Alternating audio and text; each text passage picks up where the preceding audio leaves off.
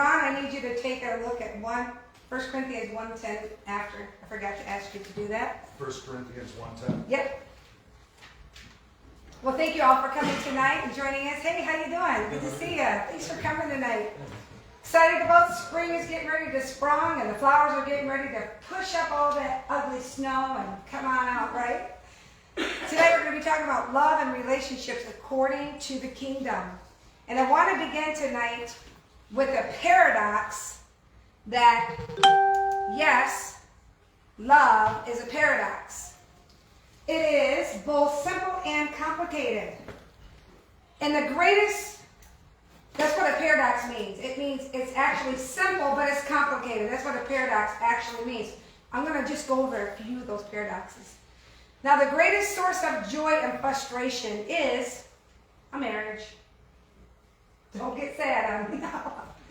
Relationships, because when you understand that this is for those that have been married and maybe they've even been divorced before. So that's why we have to really get into this, because we want to build a strong foundation, and we learned last week that is built by wisdom and knowledge, remember? And it says every single room in your house will have treasures in it when we understand. So that's what we're doing tonight. We're going to learn to become wise, and there's somebody sneaking in. I just want to make sure he goes into class. Got it? Cool. Now, some married couples here today know exactly what I'm talking about when I say a paradox of love can be both simple and complicated, because on the wedding day, it was so exciting. Wasn't it so beautiful? And then 2 weeks later, you're wondering, did I make a mistake? Not you guys are still fresh. Another paradox.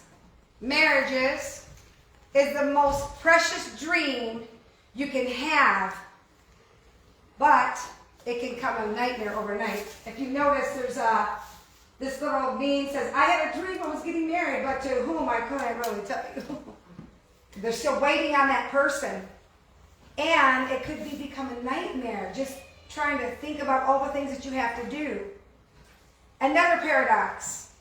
The greatest source of hope is marriage. Also the greatest source of fear. This bride, she's standing at the altar and she noticed that this groom of hers has got a different face on. She's never seen him before. Because, see, we're not really sure if we're going to make it. So no one gets married, even to this day, I don't care who you are, without getting butterflies in your belly. You start to get that nervousness feeling, because no matter how much you actually think you are in love, when you start to walk down that aisle, the question is, am I going in the right direction?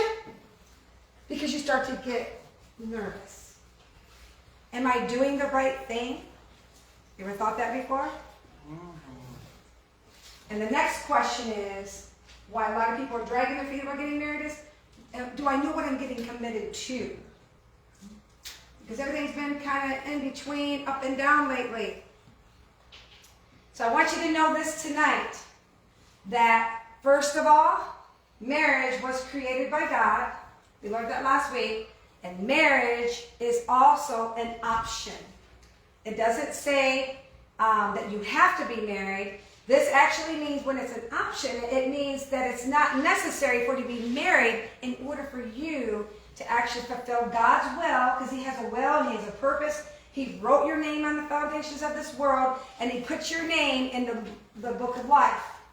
And He said, now you have a purpose. And He has a will for your life, but only you have the opportunity to fulfill God's will and purpose. And it's telling us that you don't have to be married to do that. So He doesn't want us to spend our whole life looking for somebody to marry, and we forget, because we're so busy like checking everybody out, that you forget to do God's will. So this is going for relationships and marriages, by the way. You should be so preoccupied fulfilling God's will And you should be so ready. You should be preparing for yourself to fulfill it rather than consuming all your time chasing a prospect of marriage. Because it's pulling you away from God. It's pulling you away from being in your place. Maybe you're a teacher, or you want to be a teacher, or you want to spread God's love. But see, God's going to give you some options, though, at this point. So he wants you to never be worried. He wants you to just be ready that he will put people in front of you if they're supposed to be with you or not. You get to choose them. And just let me remind you for a little side note, God would never pick your spouse. Okay? Otherwise, he would be violating his will. He gave us free will to choose everything. Just want you to know that. Doesn't mean that you don't feel that this one's good, and this one might be great, and this one might be the greatest. But you have to pick and choose the one you're going to marry. So in other words, marriage is a choice that you get to make. It's not mandatory.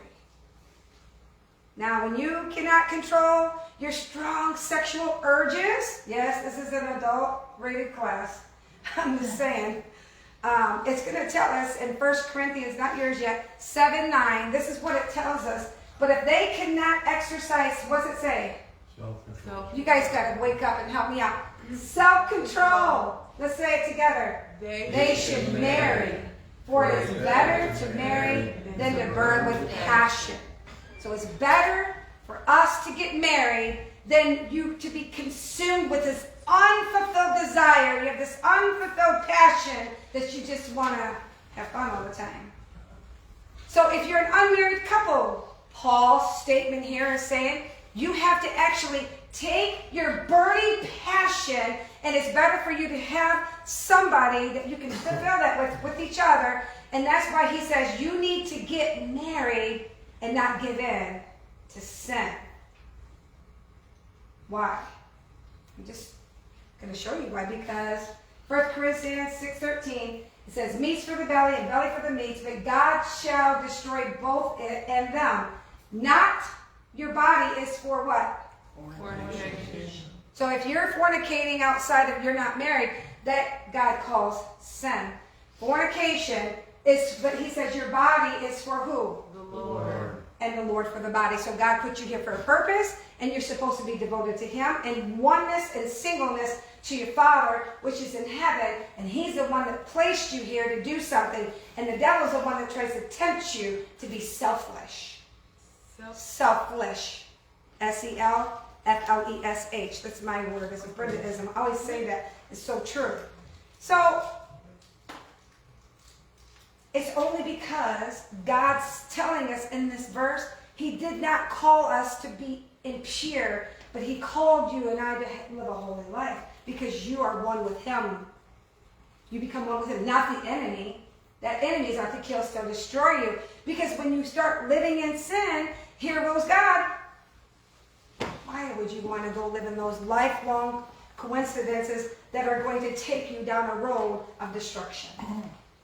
So therefore, if one starts to begin and have a burning with passion, all it's saying is God wants you to seek God's guidance for finding a spouse. Now God designed and gave birth for marriage, and this is where it's found. I'm going to show you where it's found. But I'm going to say something that I wasn't going to say, but I'm going to say it anyways. I usually don't sidetrack like this, but I want to tell you something so you guys remember this for the rest of your life. When Congress is trying to change this course of, male having to take hormones for to be a girl, to grow breasts, and so forth and so on, what the bottom line is, the parts don't work. As much hormones as you put in there, they ain't working. So I just want to remind you that it makes everybody look silly. Okay? All right. Now, I'm going to read this to you. This is Genesis 2:22-24. Look at those numbers. Like, that's pretty cool, isn't it? So here is the birth of where God gave marriage for you to choose. And the rib which the Lord God had taken it from the man, and he made another man right there with a womb. It's called a wombed man. He brought her unto the man. Now, if you're taking notes, I want you to write down a couple words. And Adam said, he said, now bone with my bone, baby. Look at this girl right here. Woo, she hot. He says, and flesh of my flesh. Ooh, I love those breasts. Told you it's going to be rated PG-13. And she shall be called, what's it say? Woman. Write that down. She is called woman because she was taken out of who? Man. So she's a man with a womb. Therefore, shall a man leave his what? Say it with me. Father and his mother, and shall cleave unto his wife. Write down the word wife. And they shall be one what? Flesh. Write down one flesh if you're taking notes. So here's Adam. He said, for this cause. So this is a reason. He's saying God did this for a reason. Because if you think about God and how God works, he said for this man ought not to be alone. But I didn't get it on that verses because I want to get through the message tonight. But you know what that means? The man didn't say he needed somebody. He didn't even know he was alone. But God said he needed somebody. Because he knew he would probably be doing that other word that started with an F. He wants to make sure that a man and a woman has been designed for his purposes. And that was to what? To multiply the earth. So when he says this cause, that's the reason. Should a man, he's supposed to leave his father and his mother, and he's supposed to take care. He's supposed to cleave. We learned last week, cleave. We're going to talk about cleave again. And that means he's supposed to actually take responsibility for his wife. You understand, men? All right, because you guys are awesome.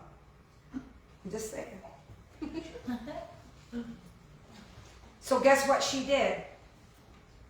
She went from wombed man to wife. Did you see that? Yeah. So what's the difference here between a woman and a wife? I'm going to tell you what it is. It's her name. It's her name. So please remember, even when you say yes, I will marry you, and you take your husband's name, remember? Yeah. Okay. Leave your old name off. How many people have a hyphenated name? Praise God, I don't have to talk to you tonight then. I leave, mine's my middle name.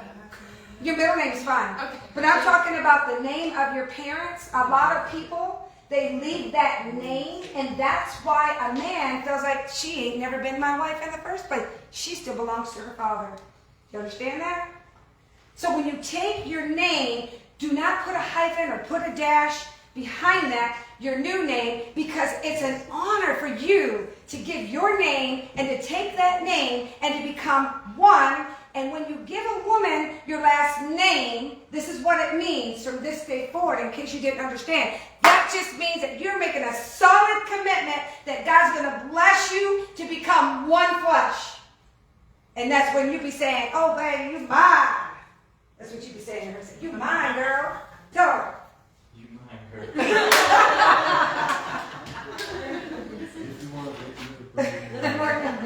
Now, please write down the word cleave. C-L-E-A-V-E. Write down the word cleave, okay? Now, cleave, okay, means to chase. Yeah. So, stick, adhere, stay close to. So, for this cause, it's saying that a man, don't you look at me like that, is supposed to chase his wife. That's what it's saying. Chase her.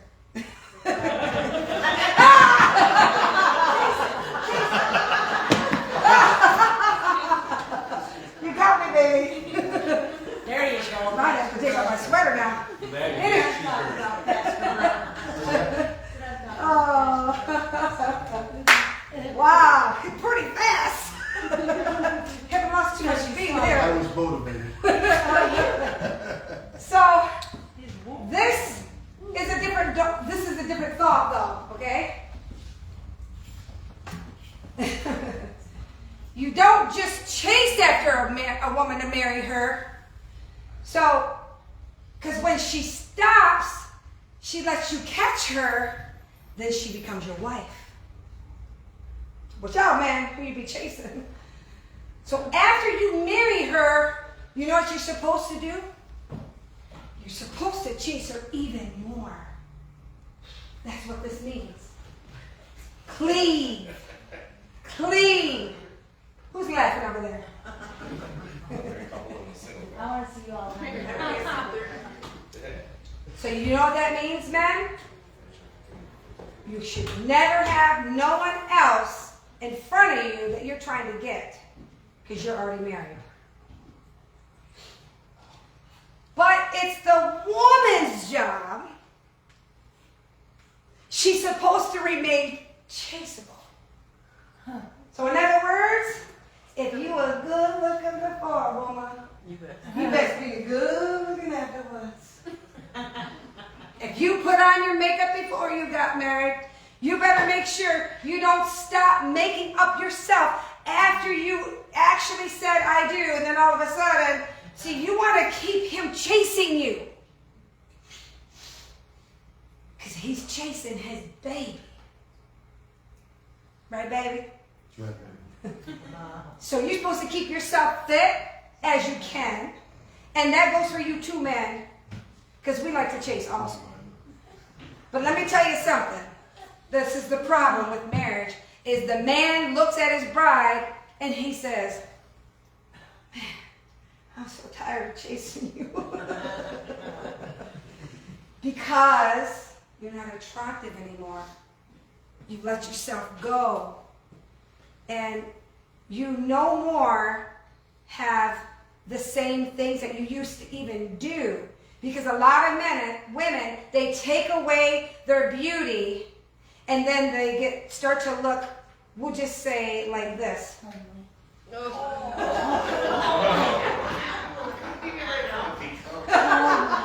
Or like this.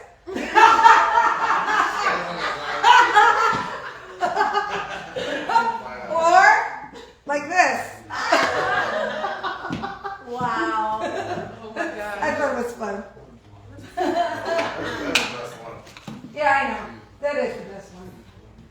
See, these are faces, and this, I want to show you what this face is. You think it's just, they changed the look. I'm going to tell you what this face is in just a minute. It says to me all the time, don't you make that face. I'm like, what face? But I'm going to tell you the face that I make, and women make. Men make faces too, but we're talking about, right now, we're just talking about the women. Is that attractive, the one right here? That's before. Scary. Now this, I want to show you what this face is. In a minute, I'm going to go back. But this face right here is found in Proverbs 21:9. Watch. Oh, check him out. Oh, I forgot about him. Yeah, that's what I'm talking about. I don't know what it is, but men seem to look better as they age. They really do. You guys just look better. I'm just saying. It's okay. It's okay. We're going to just move on. I don't know how he got in there, but here he is. Yeah, go figure. I had to give some woman some eye candy. Okay, She has no idea, Pastor. here we go. It's Oh. better to live on a corner of a roof than to share a house with a quarrelsome wife. That is a quarrelsome wife face. Man, that's just scary. That you guys don't, girls don't sometimes, you don't see yourself in there. So a man is like, oh yeah, I love those mean, ugly women. Said no man ever. Is that what you guys do in the bathroom for so long? Yes. Fix it up. Yet men say, sometimes they say, she's not that way because she was married to me. I've heard men say that too. Putting up with my drama. But listen, women. Listen, women. Remain chaseable. Listen, man. You got it? So don't. You ready? PG-13. Let's see. Don't let your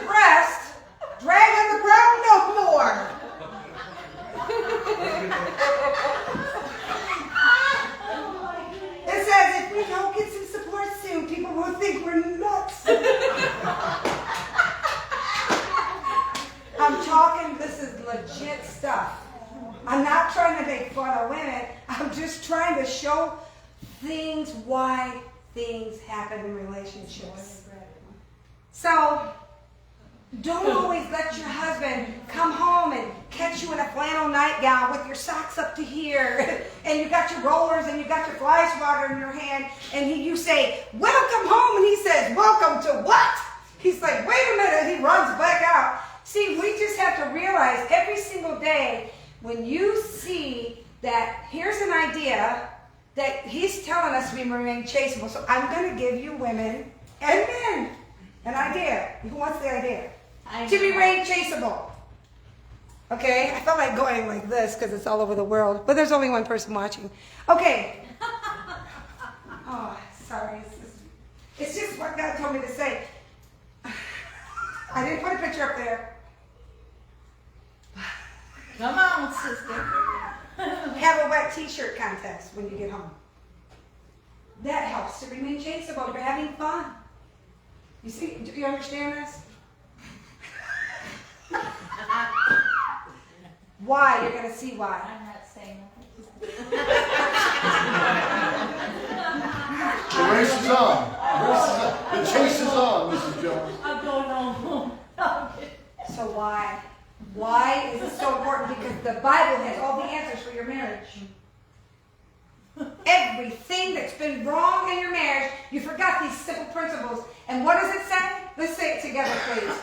Therefore shall man leave his father and his mother, and shall cleave unto his wife, and they shall be one flesh. Because he's continuing to chase his wife. He can't wait till he gets home from work because she runs up and she jumps on him and she kisses him and she's not got that face.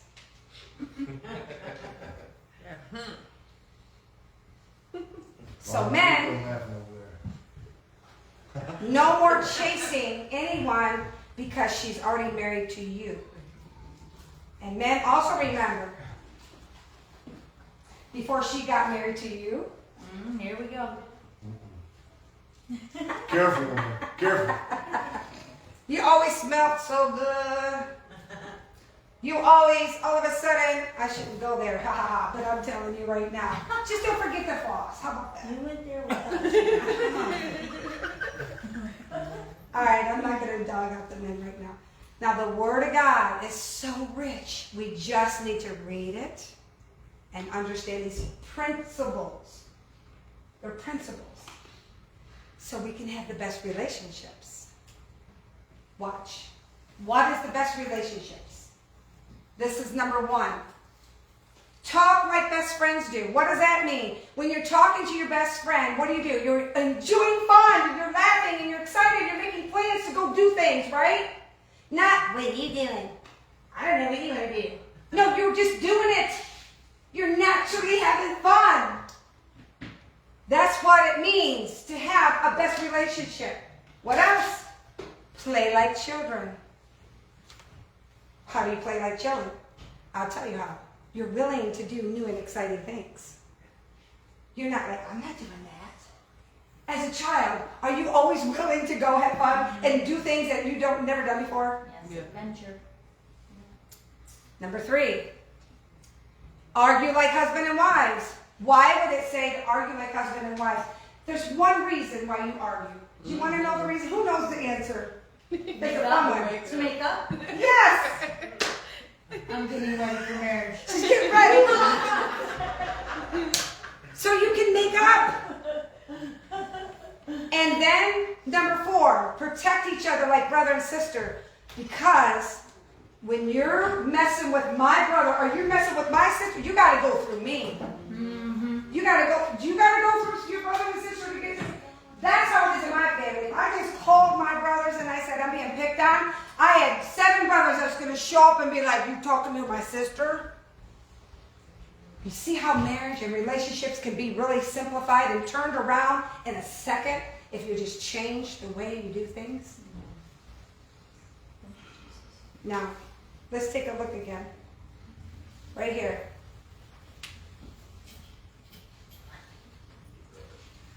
I have to go back here for a minute. So it's telling us in Genesis 2:24 that this cause, there's a reason why you left your mother and your father in the first place. And this cause is for you to be with your wife so you could be what? One what? One flesh. Okay, so the word be one, if you're writing notes, means to become. You have to become, and when you have to become, which means process. You start to process to become one flesh. And remember, when your spirit, you should already be one in the spirit with God. Okay?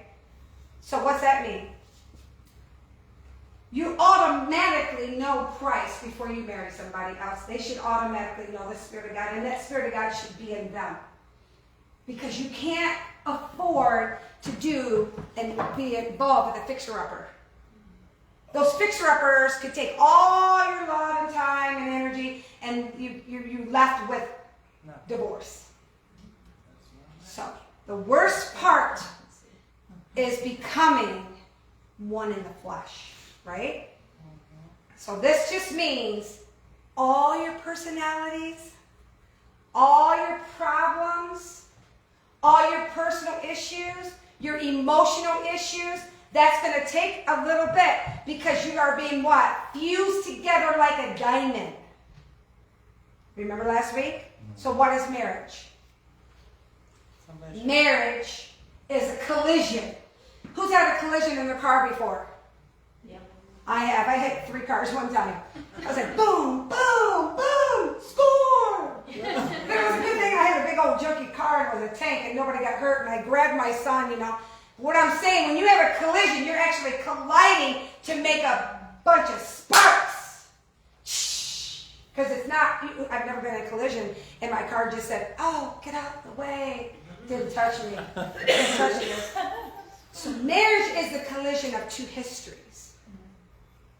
So this is something to remember. 2 people, you did not get married. 2 people didn't get married. 2 histories got married. And this is why marriage is so complicated today. The older you wait to get married, the more history you have to actually take and learn how to live with that person.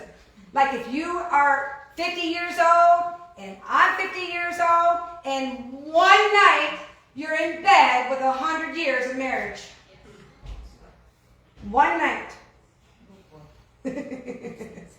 So, if you meet somebody 55 and they're 25, that's going to become very interesting collaborations because it's going to be really hard to change somebody's history.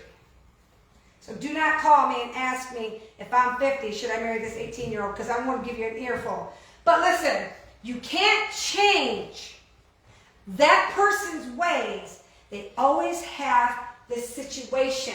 They pee with the seat up. So you pee with the seat down, and you say, why you keep leaving the seat up? You're peeing all over the seat. I said pee. And he goes, whoosh, he smacks you, he says, shut up. Domestic violence. You don't know that person that well, do you? See, we have to understand each other before we take this dive into marriage. And that's why what I'm trying to do tonight is I'm trying to tell everybody straight off the hook, because we ain't got time to play games anymore. Up in here, up in there. It's because there's so much trouble going on, not just in the world, but in this church and in that church. I hear so many things. But we have to go and we have to discuss this stuff. So don't be offended with what I've already said. Okay? Promise? I just see people, they're falling apart. And they say, well, you know, I don't have any understanding. And that's why it's all happening. So most people, the Bible made it clear, he says, when you build a house, you have to have wisdom. And so most people just lack wisdom. That's why. So just this.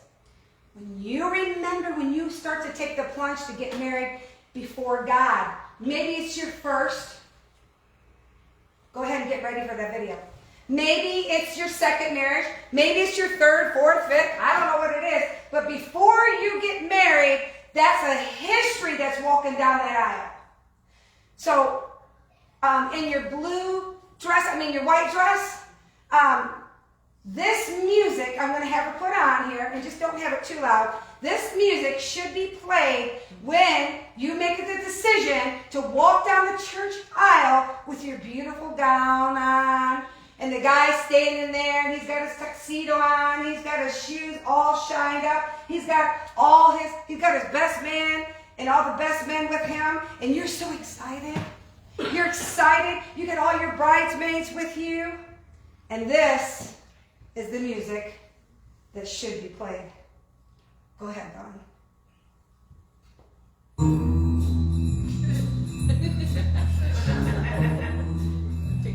Uh-oh.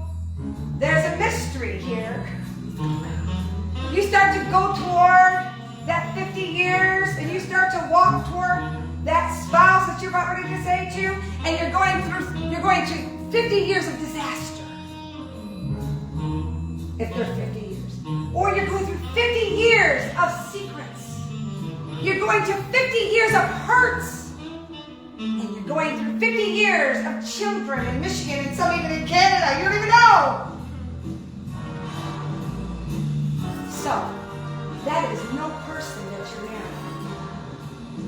You have to remember there's a history behind every person that you decide to take the plunge with, and you have to solve that mystery.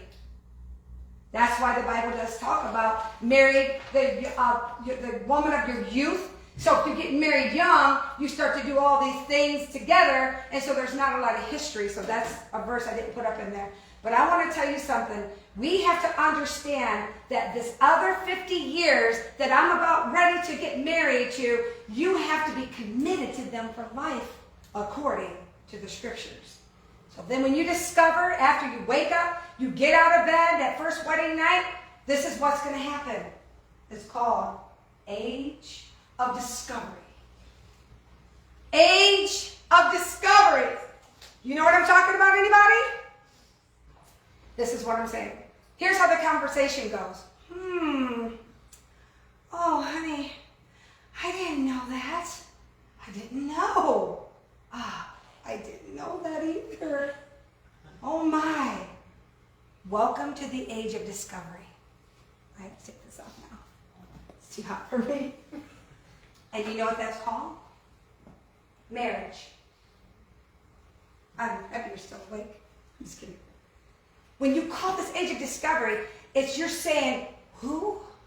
What happened? Where did it happen? You got to grow. You have to learn. And you have to realize, like you might even say, oh my, I didn't know you had herpes. Yes. What? You didn't take a blood test. You were in such a hurry. How many children do you have? You mean the one that's outside yours too? Oh my, age of discovery. You was abused by your father. Oh. And that's why we can't have sexual, intimate intercourse freely? Is why you're shy? Why didn't you tell me? Why are you so scared all the time? Why are you so nervous when I want to touch you? History. History. I'm so sorry that you was abused. A lot of times people, been married 50 years and they still haven't told you about the abuse they've been through because they feel that if they let that guard down, you won't love them. Let's see. Oh, you was abused by your brother? Just keeping it real. Is that why you have homosexuality inclinations? Why didn't you tell me that before we got married? See, you shouldn't take this stuff lightly, what I'm teaching you tonight. But where are you going to learn it if you don't learn it in the church? Yeah. It's the age of discovery. And you know what? It's okay. The Bible teaches us, out of your mouth does your heart speak. And so if you can speak from your heart and speak it out, that's how you can bring it about, because leaving it in, it becomes sin. And when sin, it piles up on you, it causes you to be stressed, it causes stroke, it causes cancer, and that's why people die. But the real question is, what can we learn and discover from each other to become one flesh? So here is what marriage is. Marriage, at the top, I hope you can see this, it's called the love collision. Marriage is not the coming together of two people. And when you can really, really understand this tonight, and you just lay down everything you've ever heard and learned before, just move it aside for a minute, because number two, marriage is the clash of two cultures, two experiences. There's two memories involved. There's two habits. There's two morals and two values. And that's a formula for destruction. Wow. If you don't allow the other person to become one with you. Also, side note, when you say, oh, I can't even find nobody to marry when I'm in the church. But remember, whatever you go and wherever you go to find that person and get them from, that's what you got. Okay? If you don't get them, this is why I say that, because I want people to understand that me personally, which thank God I'm married, but I remember I always prefer to be with somebody that has the same exposures that I had, the same knowledge, the same wisdom that I got, so we don't have to explain each other. You see, I don't have to keep explaining. What does that mean? Remember like this, if I have to constantly define every word I'm talking about, which I do talk hillbilly, my husband did have to be very gracious with me to understand my language. That's right. There's going to be a lot of times that you have to define words instead of communicating. Right? So in the Bible, in Genesis, Abraham, in the Bible, he had a son, and his name was Isaac. And he told a servant, he said, now my son is at an age where he should be married. And there's Genesis chapter 24 if you want to read that later. So Abraham, he called his servant. He said, I want you to go find a wife for me, for my son. And I want you to find him. He said, I want you to go to another town among my people, because these are very interesting instructions. He was talking about a town he had already been in, and there was a lot of pretty girls where he was right there. But no. He says, I want you to go to the other town. It was called, we'll just call it Nahar. That's where he used to be and live. He said, those are my people. I want you to go there. I want you to go find a wife for Isaac, my son, among my people. So what he was trying to say is, in case you want to get married, he says, don't just go anywhere. He says, I want you to go where the people that understand that I don't want this person that you're going to marry has a different God. They have a different culture. They have different belief systems. He says, let them come unto what you are learning here. He says, if you would just bring this person, that's the one that will already know. See, when you even want to date somebody and you're worried about what they're going to be like, all you got to do is invite them to church. And if they never show up at church, you got your answer what they're like. So true. It's not that hard. Why would you want to come to church? Well, because you want them to be exposed to the truth about kingdom marriages. Amen. Amen. Like if they say something like this to you, like, well, I'm going to marry you. I think you're the greatest thing since bubble gum. You're the most beautiful woman and attractive, or most handsome man in the world. Tell them, great, but you're going to still have to come with me to church. Why? Because I want you to get the same wisdom and understanding about what God says he will ordain for you and me to become one flesh. See? Don't you want to be one with somebody? Why? Because when I'm talking to you, I don't want to always have to explain what God's promises are, what his principles are. Even if the husband says, I want to start tithing, and his wife was never raised in church, or she says she wants to tithe, and then all of a sudden she's like, tithing? Give my money away? It's an argument. You don't know how many times I've seen that. I to raise the children so they have the same mind as we do, and they will never depart from the word. Amen?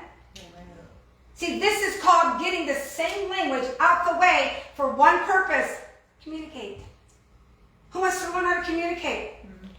So you might say, let's speak in tongues. And if you're dating somebody and he doesn't know what that means, he says, come on, baby, I love kissing. Let's speak in tongues. Woo! Yeah. You see what I'm saying? We need to learn. It's like people have different thoughts in their mind and they don't always understand. So I want to show you, no one, okay? Hang on. One might say, no, let's not do that. So no one wants to live in conflict. Does anybody want to live in conflict? Okay, good. Then guess what? This is how you will know that you're not going to live in conflict ever again. Right here. Power of agreement. Can two walk together except what? They be agreed. Amos 3:3. Stay. Because if you and I, that's why the devil hates your marriage. Stay together and stay together. If you two get an agreement, or you can get an agreement with somebody that's even your friend that knows the Lord, if two can agree on earth as touching anything, okay, what are you going to touch? The bills? How about the mortgage payment? How about the children? How about the things that you need and things you want? Two become in agreement in a house. Oh, look what's going to happen. Anything they shall ask, what's it say? It shall be done. Write it down. My Father, which is in heaven. That's why you're having problems with your marriage. You can't get an agreement. You only need one. Your home, your spouse, your relationships to be in agreement. Unless they agree, means that is the truest statement for us to take authority, to be in dominion, to take the power, and to take the rulership over every person on our household. And in marriage, he says where two walk separately, it says that you are not even married like God intended. Because marriage is the beautiful accommodation. You accommodate another life. Ron, go ahead and read one. 1 Corinthians 1:10. I didn't have time to put that verse down. Now I beseech you, brethren, by the name of our Lord Jesus Christ, that ye all speak the same thing, and that there be no divisions among you, but that ye be perfectly joined together in the same mind and in the same judgment. Sorry. 90-year-old aunt, she forgot about church. See, when you accommodate in the same mind, you're accommodating another person for you both to make room to rebuild each other up to become one. So it doesn't matter what happened yesterday, because if you get in like-mindedness and you start to agree on earth, he says nothing can come against you, because teamwork makes the dream work. Teamwork is the key to living in life in harmony, so we can do God's will, not the will of our enemy. Enemy's out to kill, steal, and what? Destroy first the marriage unit. He's jealous. That's why he came after Eve in the weaker vessel and said, hey, you know what? You can be just like God. And she should have been smart enough to know that they were made in God's image. But see, she was too busy looking at all the beautiful things that she was going to get in the world, and thought started to dream so big, but she was not remembering what God told her not to do. See, you actually take the time that you're accommodating another person into your life. So what does that mean? You're actually going to take the time to suit their needs. What are their needs? My husband sometimes will say, I need you to step on my leg. It's 1 o'clock in the morning, and I don't want to step on his leg, but I am jumping to do it. Why? Because he asked me. I want to accommodate. He needs me. And just so you know, men are the head of the home. If a woman takes the head of the home and she thinks she's in charge of that home, she is no longer a helpmate. That means you're defiling what God put together, and that's why you're falling. God says a man is a head, not to be like some charge nurse and saying you're going to die today. No, he doesn't, to take a complete order of things, and then God says he gives him a helpmate. A helpmate, what does it? Helps. You help your husband find his purpose and build his life. Doesn't mean that you just forget about your life, because a virtuous woman, she goes out, she saves up her money when she's making the dresses. She don't even have to ask her husband because he trusts her. And she goes and buys her a piece of property and builds her own garden and sells it. She does whatever because he trusts her. Do you see how that works? So, when you accommodate another person in your life, you suit their needs, and this is what you do, and this is what you forget to do every day because you're selfish and you're prideful. You sacrifice your own. You have needs too, but you change your plans for their needs. That means you make room for someone in your life that's different than you. Now, do I look different? What in the world? She just chews it all off. Make room in your life for someone that's different than you. That's called marriage. Now, they may not like you. They don't look like you. They don't act like you. They don't even love like you. And that's what this means. You have to accommodate them for the rest of your life. That's marriage. And the only way that you can survive to be able to do that is you have to get a head full of knowledge.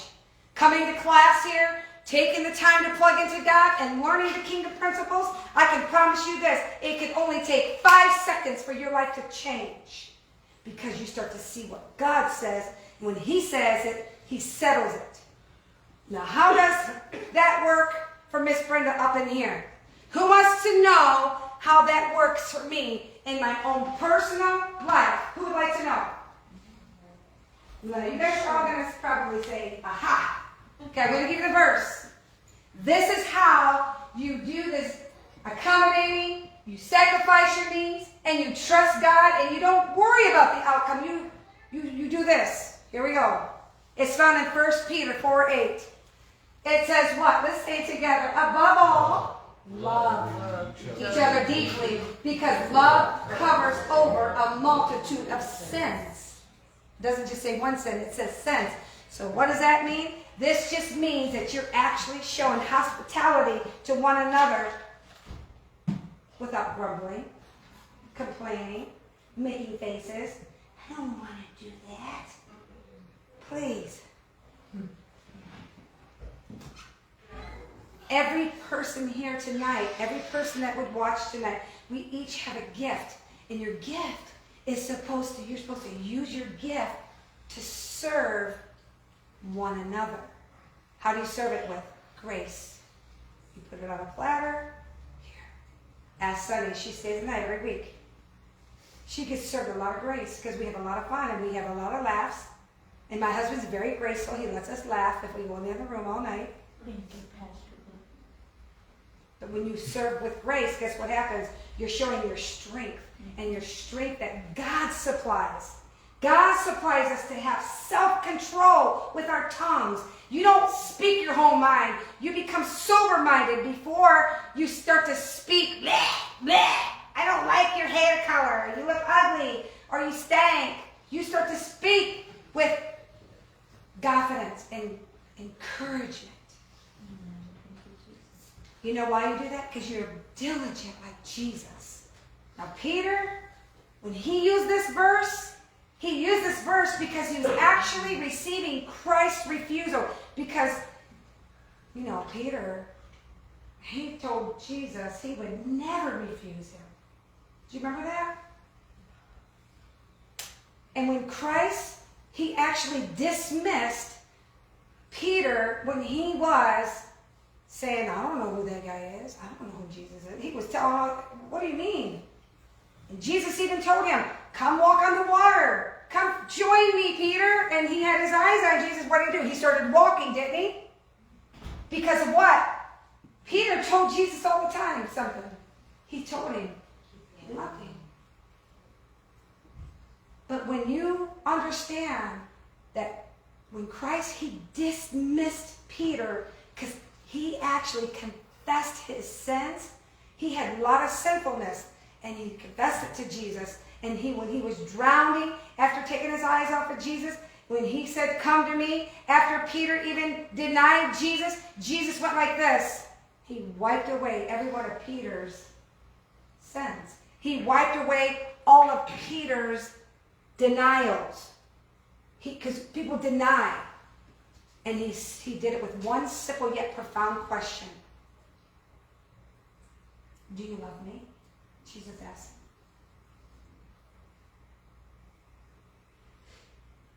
And Peter said, yes, I do. And you know what Peter knew right then? After Jesus asked him, and Jesus will be asking you that tonight, Peter knew the healing power of love. You need to write that down. There's healing power when your love covers a multitude of sins. But you're going to need plenty love. And you're going to need plenty love to cover all the sins that you might have thought you have committed. But look at, when you do that, you're on your way to be married, to have a good relationship. Yeah, it might take some adjustments, and it might take some sacrifices. And I'm not saying that everybody doesn't have an opportunity to where, because you've been divorced and whatever. We ain't worried about all that stuff. We're starting with today. But let me tell you one thing that you forget all the time is this. Most of the time, you feel betrayed.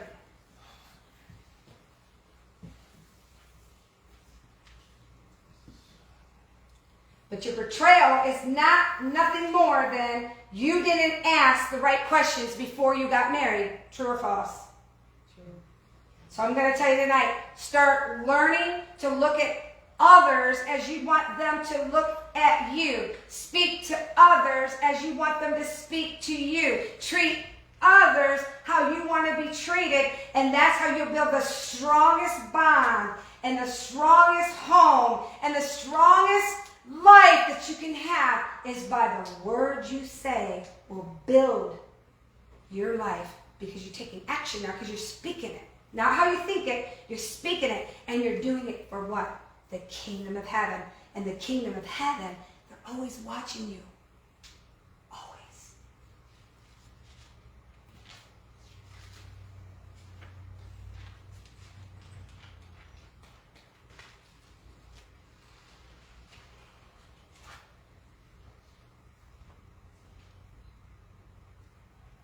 Love changes a couple times a day. Sometimes you love, sometimes you hate, right? But if you're still taking notes, love is an act of the will. You actually take action and you will yourself. You ever heard of people dying and they will themselves to die when their spouse leaves? So love is you taking your actions and willing yourself to love. Why? Because love is a force generated by a decision that you make. I don't care what happened. I don't care what they look like. I don't care where I'm at right now. I'm going to love them. I'm going to make that decision because love has no feelings. If God responded to you and me tonight the way he felt, we wouldn't be redeemed right now because we all deserve to be completely wiped off the face of the earth. But true love has no feelings. It's a choice. You choose it. And remember, feelings are like chemicals. They change every 5 seconds. So just drink a fistic. Get happiness. Yes. Lastly, if I love you, if I say I love you, if I say I feel I love you, guess what? You might lose that feeling in 5 minutes. So we must stop saying we even fell out of love. So let's choose to get wisdom and just choose to take our togetherness and to learn to just accommodate each other and to do it for the cause of Christ. And you watch God when you actually invite him in, and it starts with just getting together and praying. In Jesus' name. Go ahead, Dawn, you can put on that. Thanks for watching. Nobody's there.